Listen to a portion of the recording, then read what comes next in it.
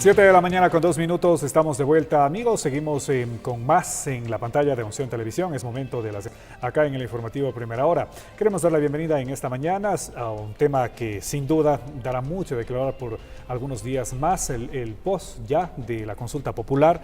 El día domingo, todos los ecuatorianos fueron a las urnas a dar su voto pues por el sí o por el no en la consulta popular. Al momento conocemos que a nivel nacional de las actas han sido ya escrutadas en el Consejo Nacional Electoral y el triunfo del sí sin duda es rotundo. Queremos dialogar en esta mañana con Andrés Martínez, analista político, sobre precisamente el triunfo del sí en la consulta popular y qué es lo que se viene ahora. Mi estimado Andrés, muy buenos días, bienvenido a Unción TV. Muy buenos días, estimado Wilmer, y un saludo a las amigas y a los amigos que nos ven a través de Unción Televisión.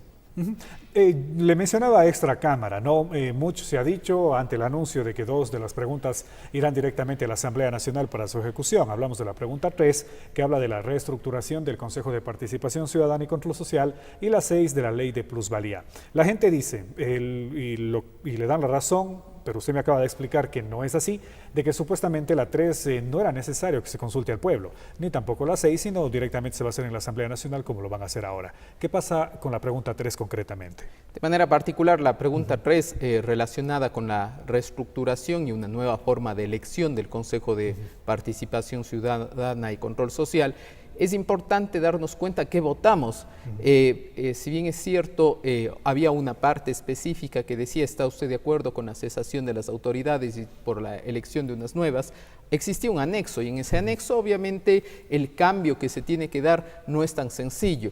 El cambio que se va a dar, y obviamente a las amigas y a los amigos que nos ven, primeramente es la cesación de las autoridades con unas autoridades momentáneas, interinas, que serán propuestas por una terna que el presidente de la República enviará a la Asamblea Nacional. Entonces, ¿qué se nos viene en los próximos días? Primero, que el presidente Moreno envíe una terna en este caso a la Asamblea Nacional para la elección de estas autoridades interinas. 2, después de estas autoridades interinas, en el plazo aproximadamente de un año, tendrán que realizar una validación y una auditoría, porque eso es lo que las personas que votaron por el sí, así lo aprobaron, con casi el 68% de aprobación, lo dijeron, sí, estamos de acuerdo que estas personas hagan un análisis de las autoridades de control, contralor, superintendencias, etcétera, y después lo que se viene, obviamente, es una elección a través de elección popular, el próximo 16 de marzo del 2019,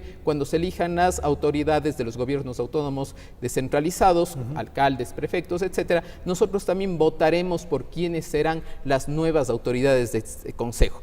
Para eso, obviamente, también tiene que incluirse un cambio en la ley orgánica del Consejo de Participación Ciudadana y Control Social, y aquí viene la disyuntiva y sobre todo creo yo que aquí viene el reto, porque no es una cuestión sencilla regular cómo se elegirán esas autoridades, porque caso contrario, si usted no pone requisitos y dice solamente serán aquellas personas que sean mayores de 18 años y que cumplan 1 o 2 requisitos, usted va a tener en la papeleta 10,000 personas. Hay que poner un límite, y yo considero y creo que el presidente Moreno pondrá en la propuesta de ley en este cambio, por ejemplo, unos límites relacionados a méritos, a meritocracia. Es decir, si era necesario entonces consultarle al pueblo en la consulta popular, usted acaba de manifestar con su explicación de que no era tan fácil, no mandar una terna de la Asamblea Nacional, estas autoridades se cambian y ya. Había que seguir un proceso, o hay más bien que seguir un proceso. Era necesario seguir el proceso, porque si hacemos una comparación de las situaciones que pasaron, por ejemplo, durante el gobierno del coronel Lucio Gutiérrez, ahí se destituyeron a los miembros de la función judicial, por ejemplo, en su momento, y lo único que se hizo fue una reunión en el Congreso, se tuvo una mayoría y esa mayoría obviamente les sacó del cargo. Esas personas, por obvias razones, porque no era la forma y no se estaba cumpliendo el debido proceso, elegidos a dedo, ¿no? Literalmente. Sí, y acudieron, y sobre todo, estimado, acudieron a instancias internacionales, de manera particular al Sistema Interamericano de Derechos Humanos, y ganaron. Entonces eso es una reparación que tenían obviamente estos jueces, y en este caso una responsabilidad por parte del Estado. Ahora, Andrés, ¿qué tiempo de vida, por así decirlo, les queda a las actuales autoridades? No, sobre todo empezando por quienes son los miembros del Consejo de Participación Ciudadana, y de allí hablando pues de la Fiscalía, de la Procuraduría, de las superintendencias mismo. Recientemente se creó una que es el tema de planificación o de tierras, que la asume Corche Cordero. Veamos los dos momentos. En el un caso son las autoridades del Consejo de Participación Ciudadana y Control Social. El momento que el Consejo Nacional Electoral, usted nos acaba de decir que lleva procesado más del 98%, cuando tenga el 100% y así se den los resultados finales que se están planificando otorgarlos, se dice entre el 15 y el 16 de febrero, ahí se notificará y automáticamente se publicará en el registro oficial y automáticamente cesarán. Y el presidente de la República, me refiero a las autoridades del Consejo de Participación Ciudadana, ahí se enviarán estas ternas, esta terna elegirá obviamente a las nuevas autoridades del Consejo y atención, no es que automáticamente sale Contralor y los superintendentes y el Defensor del Pueblo.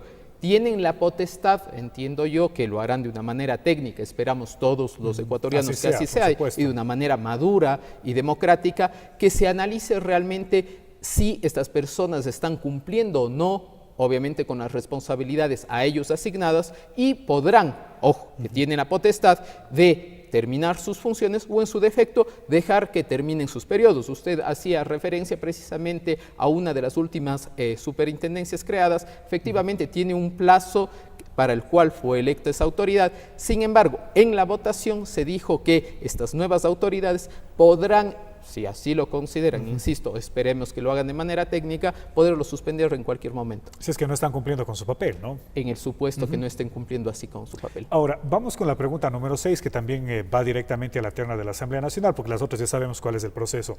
La ley de plusvalía, esta, como siempre, se ha dicho acá en los medios de comunicación y pues permanece en la mente de los ecuatorianos, se hizo un fin de semana, en una fecha festiva. Se aprobó esta ley, muchos no conocían, fue un fin de semana. Recalcamos. ¿Qué pasa? ¿Qué pasa con eso? Bueno, ¿se elimina? ¿Qué pasa con los ecuatorianos? En el caso específico de la denominada, porque no se llama así, denominada ley de plusvalía, lo que sucede en derecho es que las cosas se deshacen de la misma forma que se hacen. Me explico. Si una ley fue aprobada por la Asamblea Nacional, máximo órgano que se encarga de legislar, de crear la normativa, ese mismo órgano, en este caso el legislativo, tiene que sacarla del mundo jurídico. ¿Y cómo se la saca del mundo jurídico? A través de una derogatoria. En consecuencia, lo que va a pasar en los próximos 15 días, necesariamente el presidente de la República tendrá que enviar un proyecto de ley derogatorio con carácter económico urgente para que sea conocido en la Asamblea Nacional y de esta manera, obviamente, la Asamblea se pronunciará y derogará esta norma. Muy bien, Andrés, nada más para terminar, algo más que tengamos que decir, por favor, usted sabe cómo es el tiempo en televisión, por favor, sobre las demás preguntas en conclusión. Yo creo que es sobre todo darnos cuenta como ecuatorianos que este periodo de tensión entre el sí y el no terminó el día domingo y debemos aprender a ser maduros democráticamente y aceptar los resultados como así lo hemos venido aceptando desde finales de la década de los 70 en los cuales regresamos a la democracia. Yo llamo a los amigos, a los ciudadanos, a los políticos, a todos remar hacia un mismo lado para sacar adelante a nuestro país. Muy bien, Andrés, la próxima le estaremos invitando también para dialogar sobre este tema importante, ¿no? De que el CAL aceptó pues literalmente ya el juicio político a Carlos Ochoa, ¿no? Uno de los superintendentes precisamente de esta, o elegidos más bien por el Consejo de Participación Ciudadana. Así que en temas de comunicación también hay novedades en los próximos días. Muchas gracias, Andrés, por estar aquí. Muchas gracias por la invitación. A usted por acompañarnos. Andrés Martínez, analista político, observando pues y dando su punto de vista y sobre todo, ¿no? El tema de, como ecuatorianos, estar atentos a la aplicación precisamente de lo que se dijo o lo que se consultó y ganó el sí en estas 7 preguntas. Análisis a la consulta popular en esta mañana. Nos vamos a la pausa comercial, luego de la misma estamos de vuelta con más.